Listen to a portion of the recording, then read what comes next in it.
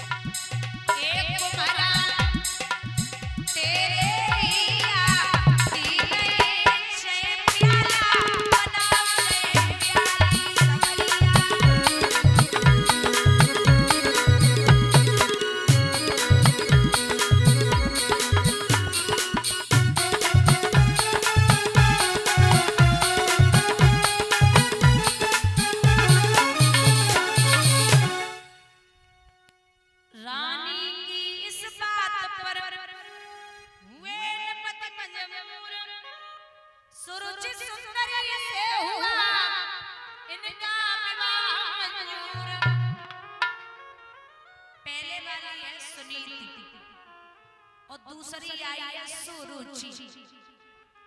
सुरुचि का मतलब होता है स्वयं में रुचि रखती हो, दुनिया से कोई मतलब न हो। डोले में बैठी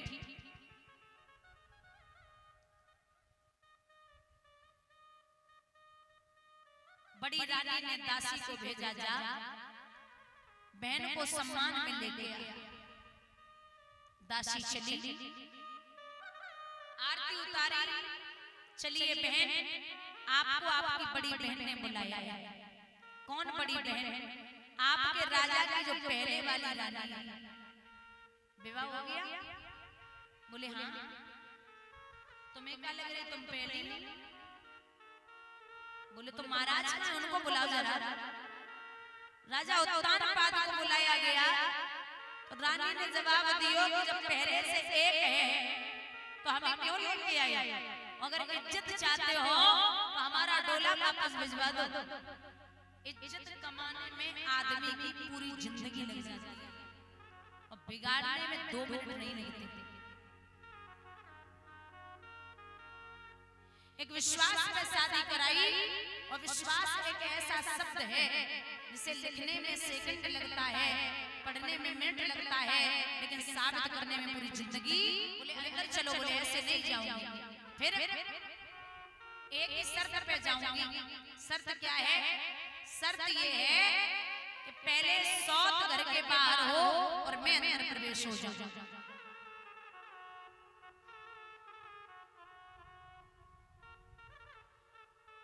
एक शेर जो पीस करके नमक रख के खाएगी,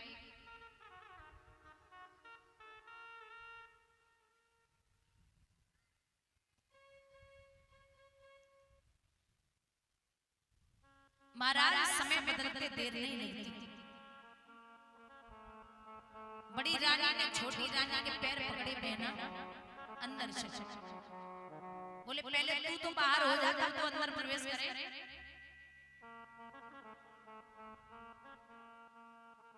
हाथ में थोड़ी सी साड़ी, एक बात बोले, आदमी दुनिया से जैसे आपका बच्चा पट के आया कहीं पे तो आकर के घर वालों के सामने रोएगा, राजा उत्तान पाद पीठ फेर के रोए, तो मैया ने चरण पकड़े बड़ी रानी ने और एक बात कही है कि रोने के लिए तो मैं काफी हूं, आप क्यों रो रहे हैं? आपने हमें पूरी रात समझायो, लेकिन मैंने आपकी एक बात नहीं मानी, क्योंकि मैं आपको उदाहरण देती हूँ। एक काम वाली थी, उसके लड़के को हीरा मिला, बहुत ध्यान से सुनना, उसने वो हीरा अपनी मैया को दिया और जवाब दिया, देखो तो मां ने हीरा है, तो काम वाली ने वो हीरा फेंक दिया, बोले कहां से उठाए लाओ, जो कहां छोट पड़ा है। लड़का चला गया, काम वाली हीरा को लेकर सुनार के पास पहुंची, बोले भैया देखो तो हीरा है। सुनार ने देखो, बोले है तो हीरा, अगर हमने जैसे कह दे कि हीरा है तो हमसे लाखों रुपए ले ले। तो वो सुनार हीरा फेंकता है, काम वाली चली आई, अब वो हीरा लेकर के सुनार जौहरी के पास पहुंचा। जौहरी से ज्यादा हीरे की परख कोई नहीं जानता।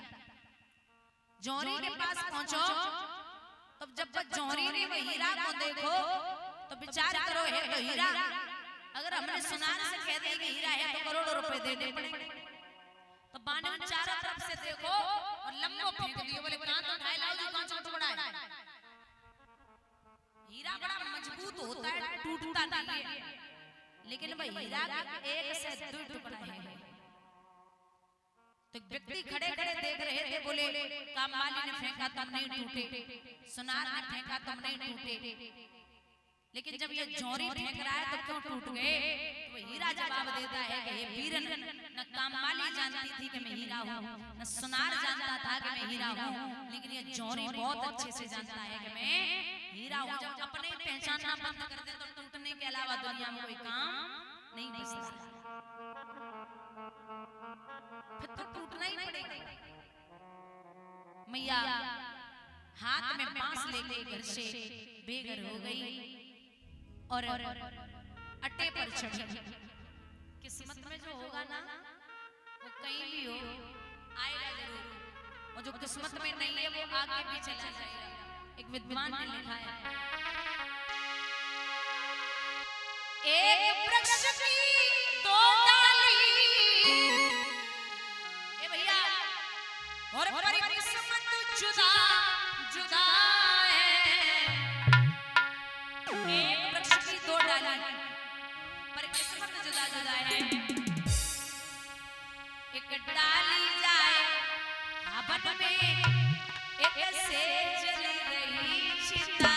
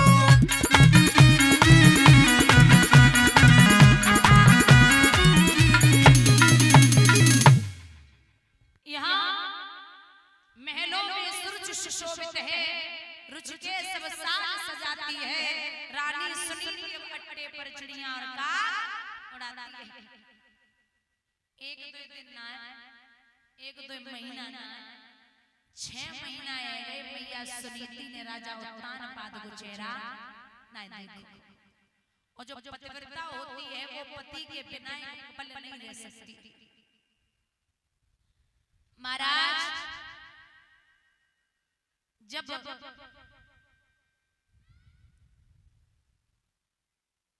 राजा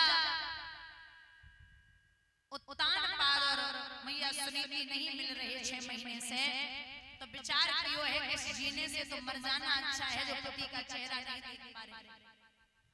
रात्रि के समय मरने के लिए चली, एक कुएं में गिरने के लिए तैयार हुई, पीछे से ब्रह्मा पुत्र नारद ने रोक दिया। कहां जा रहे?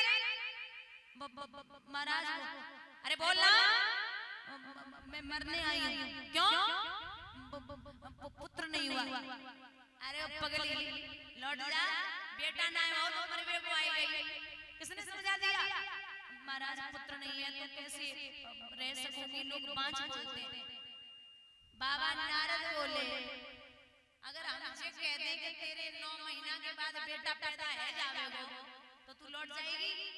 सो मैया बोली अब पता चली कि सब सभी झूठ बोलने लगे। बाबा नारद बोले पागल है क्या?